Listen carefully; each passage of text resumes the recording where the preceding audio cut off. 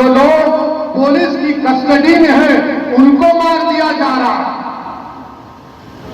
और फिर यह कहा जा रहा है कि नहीं नहीं आप सब अच्छे हैं, सेफ हैं।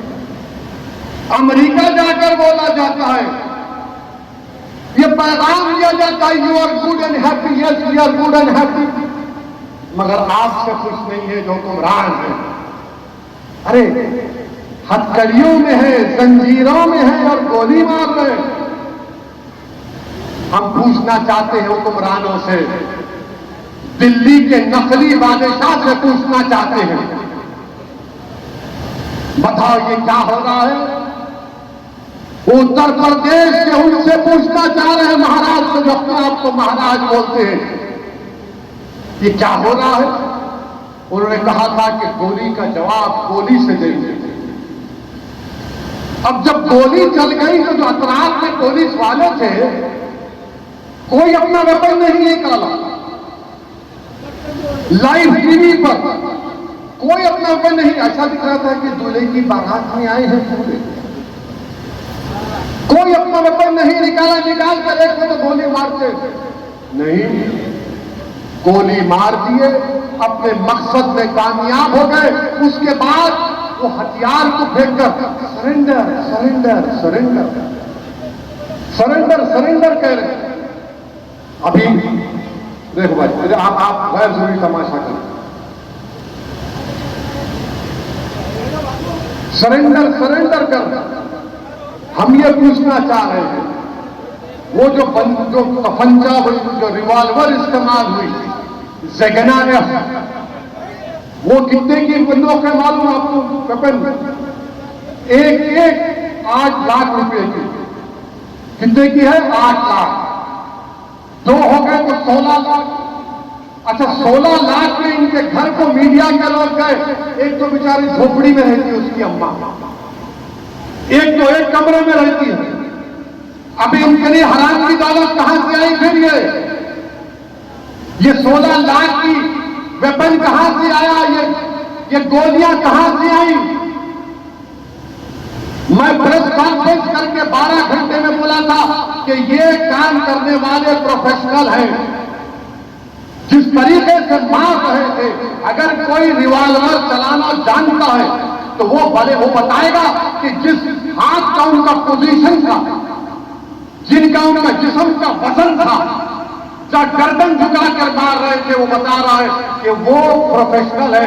मैंने कहा था इस बात को, और 2 दिन पहले हिंदुस्तान टाइम्स के अखबार में एक रिपोर्ट आई कि एक पुलिस के आईजी हैं विजय शंकर सिंह ने कहा कि इनको कम से कम 1 महीने की ट्रेनिंग दी गई थी। 1 महीने की ट्रेनिंग दी गई। उसी रिपोर्ट में कहा गया कि एटीएस ऑफिसर ने कहा कि इन्होंने इन दोनों को मारने से पहले कम से कम 500 राउंड की ट्रेनिंग ली है।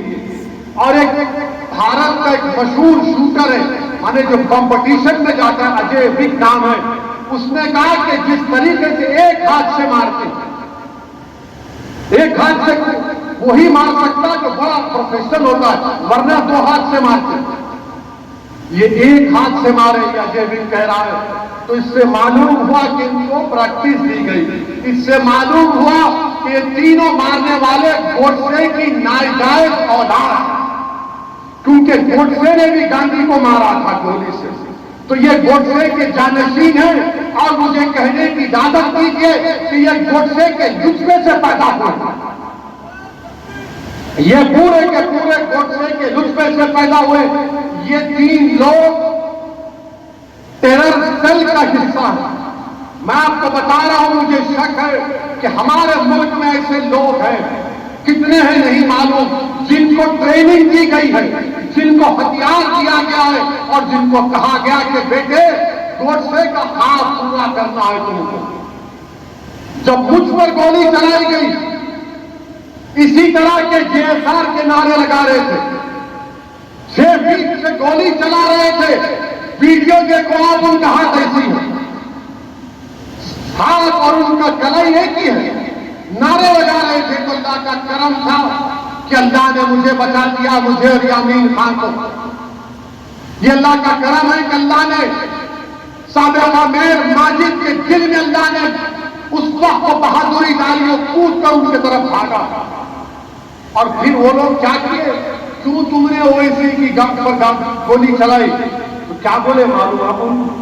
हम मशहूर होना चाहते हैं। यहां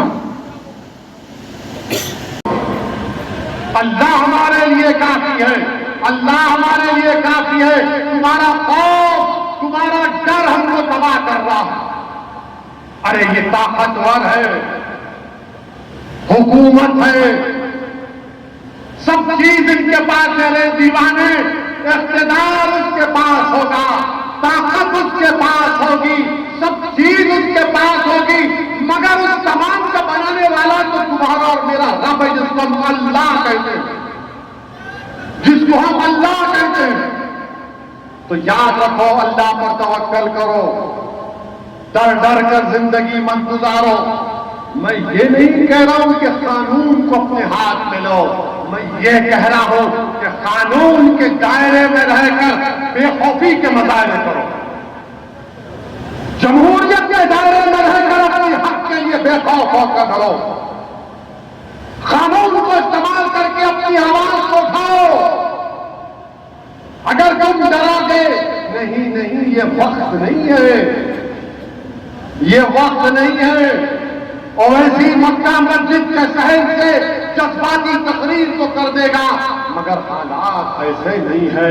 अरे दीवानों, मक्के की सरजमीन के हालात क्या अच्छे थे?